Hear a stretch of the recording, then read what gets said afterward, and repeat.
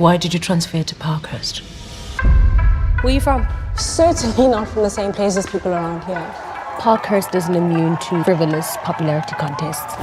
Hey guys, and welcome to Little Black Book. You know what time it is. We're talking to you guys about Blood and Water episode 3, baby. Alright, listen. Boom, boom, boom. Listen, let's talk about it. It's mad, yeah? Listen, if you're new to the channel, make sure you like it. Hey, do me a favor. Like it, share it, subscribe it, and then what? Click on that bell button for notification of the what? Uploads, baby. And for those of you returnees, you ain't got the minerals, you ain't got the minerals. Listen, get your attire down. Support the team, you know. Support the gang, you know. Be part of the team. Go and grab your hoodie. You understand? Alright, let's talk about it and grab your heads as well, man. I'll put the link down below. Alright, listen. Let me rant for 2 minutes, yeah, because I'm vexed. Puleng annoyed me. Puleng, my pronunciation off. She vexed me in this episode so much. So much. Number one, yeah, you're in the room, you got caught, you don't have an excuse ready. Are you telling me you went into a room blindsided with no excuse just in case you got caught? You didn't have nothing to offer, yeah? Number two, okay, you then are tasked with getting a retraction printed, yeah, for the newspaper thing, and you're moving soft. I'm sorry, if somebody accuses me of writing something poorly and writing against them when I know I didn't write that, I'll be defending my cause. There's no trouble. Are you dumb? Do you think it could be me? I would tell you straight, listen, I would never write that about you. So someone has obviously changed this, and I'm gonna find out who did it. You understand?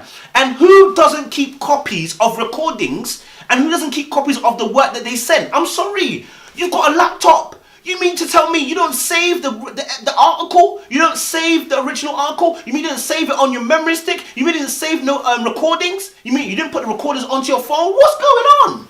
Come on!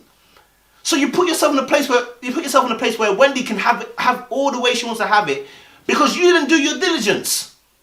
I was angry. I was vexed. I said, I don't understand it. How can you not have copies of the work you did? Sure. Anyway, listen, let's get into the review, innit? Boom. Alright, cool. So, the thing is, obviously, when they get caught, Wade obviously interrupts and defends Puleng in front of her dad, right? Again, apologies if I'm cussing the name. And defends Puleng in front of her mom, sorry, yeah? And does that because, and let me tell you something. The reason why he's doing it is because he likes her. Let's be honest. He likes her, yeah? Likes her more than a friend. He's attracted to her. And when men are attracted to women, they do a lot of things they wouldn't ordinarily do. Right? So the reason why he didn't tell on her is because he likes her and he wants her and he's hoping that this behavior will show her that he likes her. Right? And he hopes that by defending her, she will give him an opportunity to be her man. Yeah? And when she does that, then he can defend her fully. He'll back her to the hills. Right? Now here's the thing. I always say this about good guys. A lot of times us good guys, and I'll say us because I'm also part of it in a little bit in a sense. A lot of time, good guys masquerade with this good guy sense of morality. But the moment something goes wrong, the good guy facade falls off. Yeah? When we see Puleng go into the classroom and she's telling him, listen, don't tell anybody, and he's like, listen, you got to tell me like what the birth certificate is for. And I thought that was fair, because to be honest, if I find you in a room in an office and you taking out birth certificates, I'm going to ask you the same question. And if you don't tell me the truth, we all gonna suffer. I ain't gonna lie to you, so I respect that. But do you see how he did that dirty with the article? Like, fam, you know that's not what should have wrote. That's what should have written. Like, and you know, you said obviously he was coming to her to tell her that the article had been changed. But bro, you should not have printed it. You should have come to her first, found out first before you decided to finish off the edit. That would have been smart. But you didn't, because you thought that she was lying to you. That's the truth, isn't it? And then you got angry, and then you got annoyed, and then you allowed it to happen. So sometimes good guys ain't really that good. It's just the fact that they presented it good because they want to get something. Do you understand? Just saying. I ain't cussing him, just saying. And,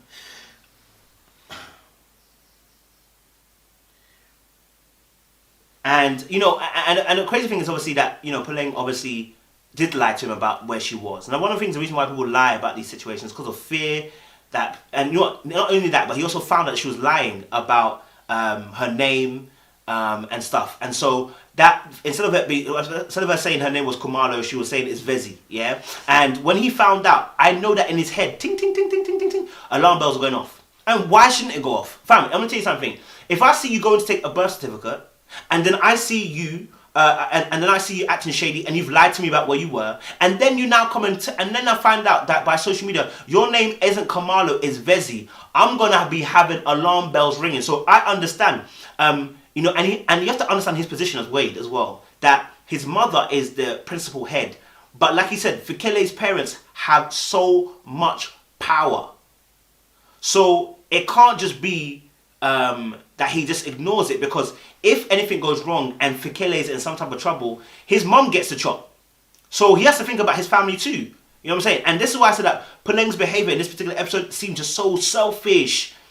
The way that she didn't deal with certain things, the way she left things on cliffhangers and halves, frustrated me so much. You know, we get the situation where Fikele obviously wants to be the head, and she's talking to the swim instructor. And this, I think, is really interesting because, like, one, this is abuse. Let's be honest, this is abuse. For a teacher to be sleeping with a child, it's abuse, right? It's an abuse of power, it's abuse of position, it's abuse of authority, right? And it could be said that the child had no jurisdiction or no ability to say no. That's why it's also bad. Now, when obviously they're talking, you know, the reason for her headship, the reason why she wants to be head boy also, is not great either. Like, as much as I think Fikele is a really nice girl, and I think, you know, she's misunderstood about that she's rich and everything. Like, fam, you want to become head just to get a scholarship, just to prove to your parents. So what about the people that actually want to make a change? Doesn't mean, so you see? So it's not that you want to make a change, it's not that you want to offer something. You want to prove to your parents. That's completely different. You're not in a race for realness. You're not in a race for realness. You're not in a race to help the people. You're in a race for yourself. That's selfish. You understand? I get why you want to do it, because you want to prove that you can get things on your own, but that's selfish. You ain't here to help and reform. You ain't there to serve the people. And I think that's life in general. Many people might be doing things to prove a point in a case, but not doing it to serve the people. Hence why corruption happens a lot. Hence why people do heinous things to stay in power. Then later on, Fikele is obviously having, you know, the debate. And Puleng just, again, annoyed me. Because before this point, Puleng's had a conversation with Wendy, yeah? Wendy has printed something incorrectly. Do you think I'm going to take it lightly?